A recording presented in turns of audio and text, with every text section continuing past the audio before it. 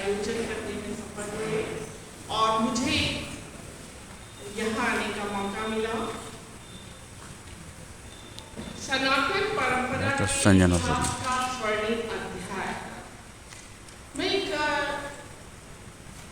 ज्ञान और दिव्य आलोक की अविरल धारा अगर हम भारत के इतिहास में देखते हैं तो हमें ज्ञान की अनंत धाराएं मिलती हैं।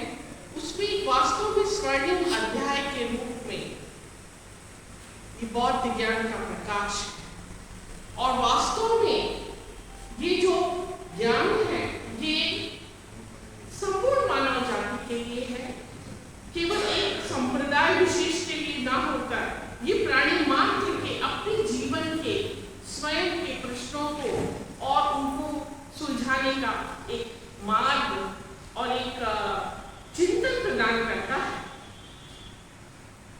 भारत के प्राचीनतम ज्ञान को खोजने की कड़ी में 6वीं शताब्दी ईसा पूर्व में ये जो ज्ञान का प्रकाश फैला, ये सारनाथ में गौतम बुद्ध के पहले उपदेश के साथ आरंभ हुआ। तो यह ज्ञान कौन सा था और कहां से प्राप्त हुआ? यही वो उत्तर है जो हमें और आपको उस दिव्य आलोक की ओर ले जाती है जिसमें जीवन के सत्य को प्राप्त करने का मार्ग है। गौतम बुद्ध की सत्य की खोज जन्म से मृत्यु तक की वह यात्रा है जो दुख से भरी है। संसार का प्राणी दुखी है और उसे मानव बनकर शील, विद्या, तप का मार्ग देने का काम स्वयं में मुक्त होकर बुद्ध ने प्राप्त किया और सभी प्राणी मात्र को दिया।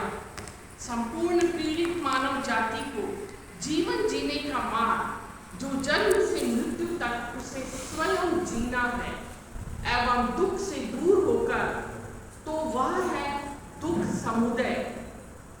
गौतम बुद्ध के ज्ञान को प्रमुख रूप से 3 बिंदुओं में मैं यहाँ पे लेना चाहती हूँ। एक उनका धर्म चक्र प्रवर्तन, दूसरा वैराग्य और तीसरा निर्वाण।